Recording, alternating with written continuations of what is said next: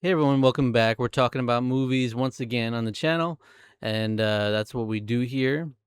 But I'm going to be talking specifically about all the movies I watched in the month of June 2026. So if you're watching this now, you'll realize, yes, it's very late, to the very end of July. I'm getting this in at the buzzer again. And hopefully, I say this every time, but hopefully I can get the next one for the month out as soon as possible in July or in August. If you're new to the channel, this is a series I do where every month I rank the movies I watched for the first time in that previous month.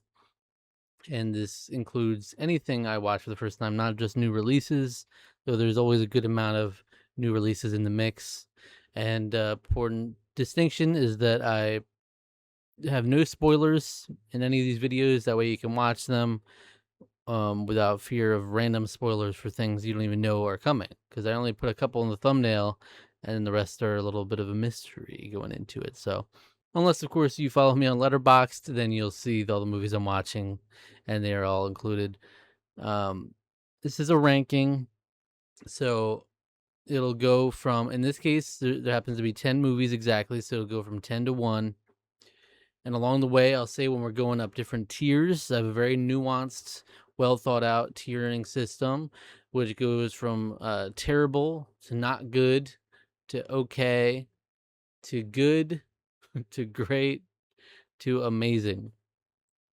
And not necessarily every tier is represented each time, especially depending on the amount of movies there are. So it might jump from one tier up 3 tiers. You never know. But before we get into this ranking, I want to mention some rewatches I did this month because they're not included in the official rankings, but I do want to mention rewatches I did in June.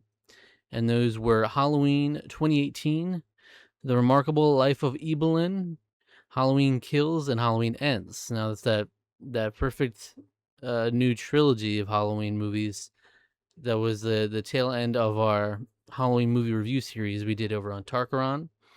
So that's why I was watching all of those. And then The Remarkable Life of Evelyn was a monthly movie night over on Tarkaron that I picked out because I love that documentary. It's a very special one.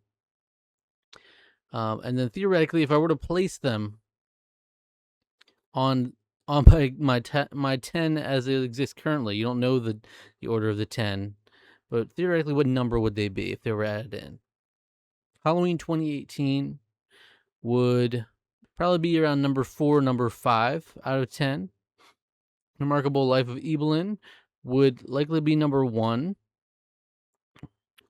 Halloween Kills would be somewhere around number 8, number 7, and Halloween Ends would be number 9. So, but again, that doesn't mean too much. Again, I wanted to say again, it's important to note that rankings at the end of the day, in this particular context especially, are pretty arbitrary. It's whatever random grouping of movies I happen to watch that month. They could all be stellar movies. So like a number 8 one month could be great, and then a number 8 another month could be terrible. It's like that's how that works.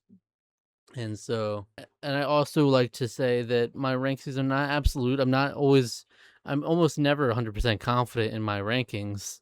And even a month later, I might regret a particular ranking. And especially like you go a year later, I'm like, wow, I would switch a lot of this around. But this is fresh off of the month, is not as fresh as I would have liked. But, here we go. All right, without further ado, we're going to go into number 10, starting at the terrible tier with Baby Sister. you know, this is a movie that I don't imagine many of you will know about. Literally, 710 people have logged it on Letterboxd that they've watched it. 710. If you're not in the Letterboxd sphere, that's like really unbelievably low. This is one of those movies I randomly threw on a Letterboxd watch list. I don't know when it was mentioned or what, but it was in relation to Phoebe Cates, who is the lead actress here. Phoebe Cates, who has an interesting story in Hollywood where she was actually only in acting for a very brief time and then retired pretty quickly. These are always interesting stories because she was always like that. She had that, what do you call it? Sweetheart look about it. A look about her. So this is one of those cases where I think I just watched a random movie from my watch list, and sometimes I don't even remember why I was at it to begin with. But with that being said, this movie is unbelievably bad. I feel like the movie essentially tries to gaslight you into liking a romance that is actually not a it's not a wholesome romance story. And the entire framing of the movie is off for me. It's a weird vibe. I'm like, why are you like presenting this as something we should root for? Um, Not only that, but the movie itself is really dry as hell, and the chemistry isn't even there between the lead actor and actress. And well, Phoebe Cates is pretty good in it, but the message is just entirely fucked. So it kind of throws it all out the window for me. Um, and the ultimate way this movie is resolved, it's just crazy to me. It's like super unbelievable. But again, I'm avoiding spoilers, but you shouldn't watch this. So I wish I could go into it, but just in the off chance you want to watch 1983's Baby Sister, go ahead. It's a TV movie, I believe, as well as like straight to TV film. So yeah, it was never gonna be anything amazing, but really low bar for number 10. For number 9, we're jumping up to the okay tier, so not too many bad movies here. Literally only one that I would say actively is not a good movie. All the rest are at least okay, if not higher. For number 9, it's going to be the 2022 documentary Mickey: The Story of a Mouse. Look, I'm a sucker for any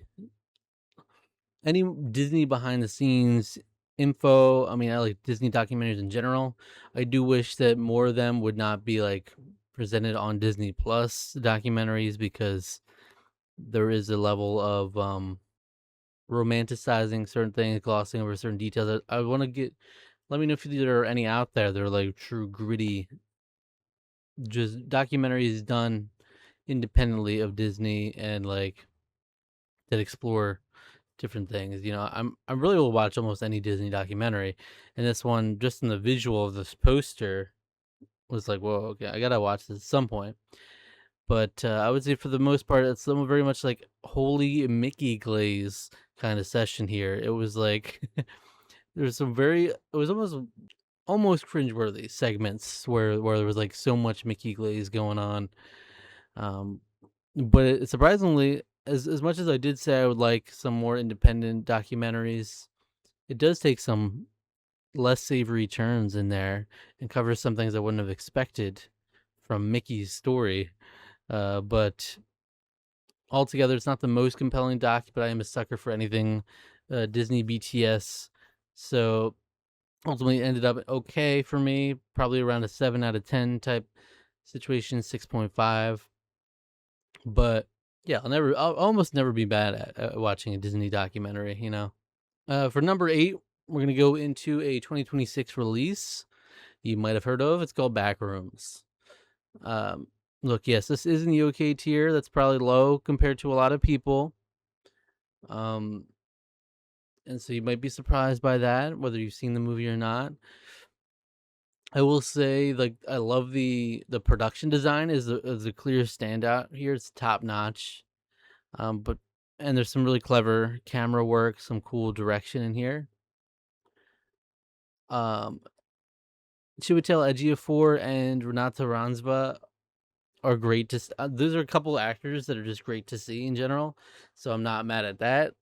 That was kind of like all it took to sell me. I actually didn't know much about this whole Backrooms liminal spaces trend that was going on apparently on the internet, and it was really just those actors that sold me on it. I was like, okay, it seems like an interesting project, and then there was obviously buzz around it. This is one of those ones where I'm not going to be solidified coming here like saying this is not this is overrated definitively. Like, I've decided it feels like one of those movies where on a first time watch it didn't fully work for me, but I could see it working on a different day. I gotta say I was not in the best headspace when watching this movie. Um, I actually was like starting to feel like sick, and there's nothing related to the movie, but I was really like nauseous at times. So that could have taken me out of the experience too. These are factors that you don't really hear talked about, but they certainly could play a part in my opinion on the movie. That being said, I could watch it again and still come in the same level here, like a 7 out of 10 range. But I just want to give it that benefit of the doubt there and say, as a first time watch, it didn't fully work for me. I wasn't as engaged. I wasn't as creeped out as people said online. But I definitely loved the design, the production design, and everything, and the technical aspects of the film. So there you go, Backrooms. Perhaps by itself, you might not think that's too much of a sin to put Backrooms at that level, but you might think it's blasphemous that number 7 is 2026's Supergirl. I know it's popular to dunk on this movie. I know it is not received all that well. Look, I follow a limited amount of people, but I follow some film critics and content people on Letterboxd, and they're all usually like, I think they mostly peak at 3 stars, but most of them are in like the 2.5 range on Letterboxd, and it's like fair enough. But for me, it's so funny. This is above Backrooms. Like there's probably a very small amount of people, and they could flip again. Like I said, I'm giving it the benefit of the doubt for Backrooms, but for me, just watching a Supergirl, I had more direct enjoyment after watching it. And as much as I do think it did get a bit tiring with it was like very loud song drops and explosions, and then didn't fully flesh out certain characters and plot lines like I would have liked. But I can't deny that I did have a fun time. Um, there was enough going on there that brought it down to the okay tier, but I really loved Millie Alcock in this as Supergirl. I think she did a great job. It might just not have the the screenplay might not have served her as well. Um, like if you give her a stellar screenplay, she could have really killed it, and then we would be talking about, man, we're excited to see more from her. But now it's this weird area where Supergirl was a bit of a bomb, box office wise, and is not received very well. As far as I know, critically, it's not received very well either. Let me double check that just out of curiosity. Yeah, it's a 53% on Rotten Tomatoes, 73% on the popcorn meter, but I never know how accurate that is. It seems like those ratings are always inflated. The fan score, the popcorn meter. Ugh, I got something in my eye. Um, it's one of those things where I'm not gonna sit here and say this is some groundbreaking, amazing superhero film. But okay, I was going on a tangent. And I never even fully finished the tangent, I don't think. So I was saying we're in a weird spot where Supergirl bombed in the box office, not received well critically, and it's like most people do say they appreciate Millie Alcock, her performance, but just most other things don't work for them. And so now it's in a weird spot where we got this bomb after Superman was really well received for the most part, and then obviously there was other projects in the work there. I don't know how much they intertwine, but I assume they do. So it's one of those weird things. But I think it is a little overblown, the hate for Supergirl. I ultimately enjoyed it more than I didn't, which is why it ends up here, but not enough for it to get into the good tier or higher, or anything higher than 3 stars on Letterboxd. It was a fun time. For number 6, we're going into the good tier, and that's for another 2026 release. There's quite a few of them in here. 2026 release known as Jackass Best and Last. I'm a fairly recent inductee into the Jackass fan base.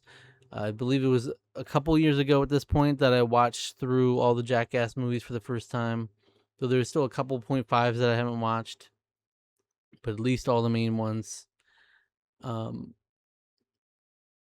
and I was surprised by how much I love it, and I'm not ashamed to say it.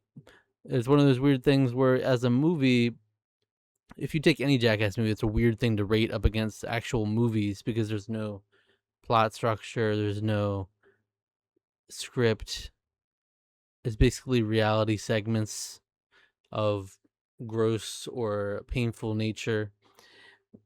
Um, and then Jackass Best and Last is even more weird to rate because it is largely recycled footage, like highlights from old segments, and very little new footage added in there.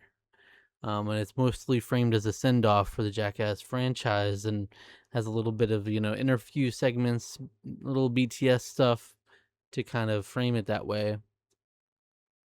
So while I do think this is the worst of the Jackass films, which is unfortunate, I did still enjoy it, and I enjoyed the sentimentality of it actually. And the new segments weren't my favorites, but there's some stuff to enjoy there, and he do have some good highlights in there too. I loved actually the Bam stuff from Jackass Forever that didn't make the cut. That was kind of my highlight of this movie, is having some of that in there. But yeah, overall, this is just it's disappointing in that we really could have had an epic send off with a bunch of new stuff. And honestly, for me, like, if I was watching these movies when they first released and hadn't watched them since, yeah, that would probably hit, like seeing these clips again. But I just watched these not long ago, and I continue to watch reactions to Jackass movies to this day online. So they're very, like, it's like I just watched this clip yesterday and now I'm watching it in the theaters. So it took away a little bit of that, which brought it down from any greatness on this tier list. But I do think it's enough to land it at good, while at the same time being a bit of a disappointment in the grand scheme of things. So would have loved a better send off. And then they introduced this new cast in Forever that are vastly underutilized here. It's just a lot that could have been done. But I was grateful to have at least one Jackass experience in the theaters. I never got to watch any other ones in theaters, so there you go. Now going into the great tier, we're going into number 5 on the tier lists. So look at that. Top half are all great and above, so that's not bad. Number 5 is 2026's Toy Story 5. All right. This one is I will admit, teetering between great and good. Because while we did do a review in Tarkron, I landed on 8 out of 10. I'm still a little torn on that.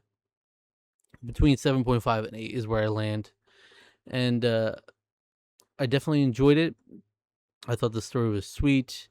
It felt like they kind of justified this movie's existence. Going into Toy Story 4, I was even like, what are we doing? Why are we still making Toy Story movies? Like, we don't need this. And then again, the sentiment I felt that way going into 5. But it surprised me because I've seen a couple of different reactions, mostly positive to Toy Story 5. And I kind of agree with the sentiment that after watching this, I'm like, wow, they could probably make like 5 more Toy Stories and have some feasibly good content to make out of it. But not that they necessarily should, but I'm just saying, like, okay, I can see it now. They were able to make this modernized and like a relevant story while also maintaining the heart of some of the characters. And I will say it doesn't do a disservice to Toy Story for sure. It might be the worst Toy Story movie. It's between that and 4, of course, but that's because the first 3 Toy Stories are some of the most highly rated movies of all time. It was the most consistent trilogy of all time, pretty much, at the time. So it was always going to be tough to live up to that. The argument could be made, should they have just cut it off at that point? Maybe, but I liked I liked the movie. I liked the little friendship at play in here. That was very heartwarming to me, and like the socializing aspect mixed with technology, that really feels relevant. So yeah, I enjoyed it. And honestly, seeing like some interviews from the cast of like, Tom Hanks, Tim Allen, and then the other supporting cast. And I, even me saying that was kind of bad. Joan Cusack is really the lead of this film because it's very very Jesse centric film. Um, but just seeing the cast talk about the movie, and they still seem very passionate about it, and that's just nice to see as well. Because you would be thinking Toy Story 5, they're phoning it in, but no, they really seem to be giving their all here. I'm actually doing a last minute switcheroo here in my ranking. I had it one way in the way I had it written down, but I'm switching these next two here. But we're still staying in the great tier with number 4, The Blair Witch Project. Yeah, might have heard of it. 1999's The Blair Witch Project. Now, this is such an interesting. Again, I have a huge watch list on Letterboxd. Is mostly what I pull from. I'll go on there. Sometimes I'll be like, what's a short movie I can watch? What's this genre movie I can watch? Or just I'll randomize it. What's a random movie I could watch? Or just sift through and see what stands out. And this is one where it's like, I know the impact of Blair Witch Project. I know what it's about, like in terms of found footage and how like kind of foundational it was for that genre, but just had never seen it, and I actually don't know the details of the film. And I was impressed by what I saw. Actually, I was like, I was surprised by how gripping it was. I thought sometimes you look at these movies that were like influential for certain things, and you think, oh, maybe for the gimmick, it'll be like, oh, I admire this gimmick and what it did to further this genre. But it's been this many years, it might not stand up to time. And like watching it for the first time 27 years after it was released might not hit the same, but I was surprised by how gripped I was from start to finish. And that's without even factoring in legacy. That's without factoring in how groundbreaking this was for the time. Just on the surface, just watching it, I was gripped by it, like authentically. So I think there's a beauty in them holding back things from the audience, not always showing you everything. It's not going for the typical horror route of like trying to scare you at every turn, like cheap scares, loud noises, jump scares. It feels real. The way they film it, obviously the found footage aspect, it feels real. Like you could totally see believing this in like a world where we're not so on the internet all the time. And I know there was some buzz of like at the time when this came out, people thinking it was real, and I totally get that because it's just so raw. I appreciate that it doesn't overstay its welcome. It's a pretty, like it's 90 minutes, and it's just very eerily, creepily effective at what it's doing. I really enjoyed this film actually, but I did make a last minute switch for number 3 to be 28 years later, The Bone Temple. This is one that came out early 2026 that I missed in the theaters, but I always knew it was going to catch up on it sooner than later. I just last year, I watched all the 28 laters, 28 days, weeks, and years later. And all of those, I think, I don't remember now, but they were all part of the rankings in previous months in that year. And but my point being that I think none of them reached the great tier. I think they're all good, except for 28 weeks might have been okay. It was teetering between the okay and good. So it's like I enjoyed the first 3, but I wasn't blown away. And then this one came along, and it's my favorite of them all. I didn't expect that at all. It's like a sequel to specifically 28 Years Later. And 28 Years Later, while I appreciated a lot of that movie, I love the technical aspects. I loved some of the acting in there. It does some cool stuff. For some reason, this one just works so much more as a product for me. They do some crazy stuff in this movie. A really fun cast that has a field day with this, particularly Ray Fiennes, of course, with a bit of an iconic scene towards the end there, which is just balls to the wall. And Jack O'Connell showing off some skills here in his cuckoo nature in this movie. The ending of the film is really cool to me. And I'm just so looking forward to future films. I don't know how many they're planning on doing. I actually don't know, but I'm looking forward to the future. If it's just one more or whatever. But this one was just so cool to me. It embraces the off the wall, nonsensical aspect of a zombie apocalypse. It literally ramps up that element. There's also a great young actress in this, Erin Kellyman, which I don't know how much people talk about her in relation to this movie, but I think she deserves a highlight. I think she's great in here. The Jimmies are at the center of this film, and they're very jarring at first, but somehow the film wraps itself around that tone and makes it match it all together, and I'm just here for it by the end of it. So I just really enjoyed it. Obviously, it's one of those movies that it's hard to recommend just by itself. I'm sure you could. Let me revise that. I think you could really enjoy it by itself, but I think you get a lot out of it from watching the previous ones, particularly 28 Years Later, but also the ones before it. I think it's a cool direction that the film takes. And yeah, I'm looking forward to more. Nia DaCosta did a great job with this directing this film. For number 2, let's talk about Hoop Dreams.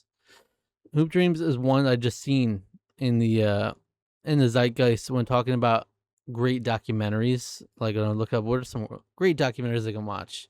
Hoop Dreams always came up. There's a couple things that was holding me back from it. The biggest one for me, if I'm gonna be quite honest, is the length. It's 2 hours and 50 minutes or so. And I just thought one day, it's like, you know what? Let me start it now. I watched like the first half one day and the first half the next day, I believe. I broke it up in some way. Whether it was like before I went to sleep and then I woke up and watched, or it was before work, after work, something like that. But I don't often break up movies. I like to watch them in their entirety. But it's like I need to stop gatekeeping myself from watching long movies. So, if I'm never gonna be able to sit through and watch a 3-hour movie, maybe I need to break it up. And that's what I did. It's like, I really want to watch this. I'm really intrigued by it, and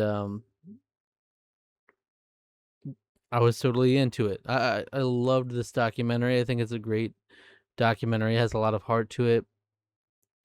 I've watched a lot of great documentaries in the last couple of years, and this one still stands out. Though it's a very real documentary. It's not some crazy story. It's literally following two teenage kids in their journey with basketball through high school, and their dreams of like NBA, of being in the NBA, and leading up to that. Like, you're following two high school teenagers. On its surface, does not seem like the most interesting thing in the world, but the story is just told with a lot of heart, and you really get invested in their stories. So compelling. It's got a lot of heart. Is again what the main thing that stands out to me, and the fact that it does shed light on some meaningful, very real issues at the core of this film, underlying social, economic issues, but at the same time, wow, it's a beautiful documentary. I mean, I recommend it wholeheartedly. It's a very simple premise, but it feels special, and you can tell that it's special from watching it. And that leaves us with number 1.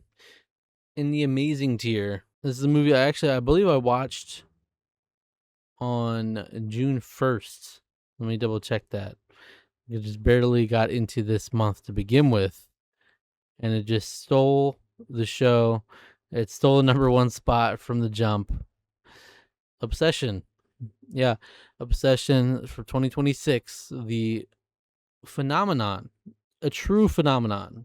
A movie that was made for under $1 million that has made over $400 million in the box office to date. Like, I can't overstate how big that is. Like, it's an indie film with no super well known actors, and there was no hype. As far as I know, no one had hype around this movie before it came out, and it simply skyrocketed off of word of mouth and good reception alone. Like, that's incredibly impressive, and I think is very deserving of it. It's in a lot of ways a classic monkey's paw type premise to it. And it's very simple in that way, but it's just presented so cleverly, and it just shows exactly what you can do, even with a low budget, $750,000, I believe it was.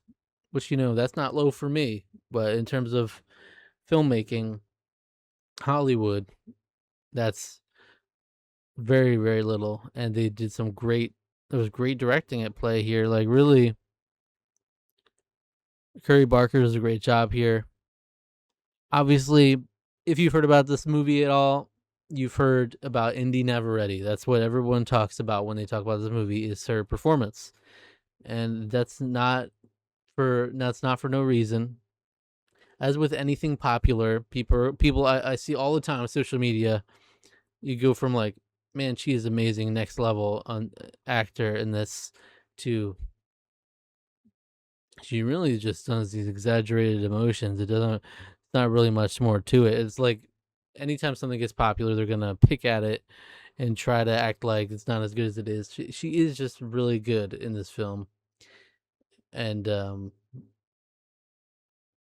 let any amount of overexposure blind you to that, because I think she's central to making this film work from the beginning, and how her character shifts in so many different ways. Like, it's so effective, and the entire premise rests on her as an actress, and she just carries it well. Michael Johnston, as the technical lead, does a great job as well, but it just does not work without Indy Navarrete. And just wow, just some amazing moments in this movie. I watched it a couple times in theater, and my review on Letterboxd literally just says, what an utterly unpleasant experience. I loved it because it really is disturbing at times. It's uncomfortable to watch at times. Um, there are actually a couple interesting moments that are funny in the movie that you wouldn't expect, that break the tension a little bit, but ultimately it's a pretty unpleasant experience. And that's not by mistake. It's very intentional in doing so. I really love the concept of the film. There's so many things that you could really like. I'm sure there's already been tons of video essays on it, but like, I've so many things to say about the specifics of the story that I won't get into now. But I will say, I would love for this push for the movie to actually work and get it into some awards conversations come Oscars time. That would just be cool. I know the first thing people say, Indy Navarrete, they want her to be nominated for her performance, and they want this in Best Picture. Those are the two main things I've heard. And I would love that, personally. Obviously, important to see the full scope of the year, to see all the performances and whether that should make the cut or not. And will they do some weird things and put her in supporting when she's really like a lead? They might do it. But yeah, I totally get the obsession with Obsession, and I'm here for it. I loved this movie when I first saw it, and it only elevated on a rewatch and reactions I've watched to it. So I highly recommend it for any horror fans. Absolutely. There you have it. That's every movie I watched for the first time in June 2026. Let me know your thoughts on any of these movies below if you've seen them. What movies have you been watching? And do you agree or disagree with this ranking? Let me know. Appreciate you for watching. Subscribe to the channel for more things on all things film.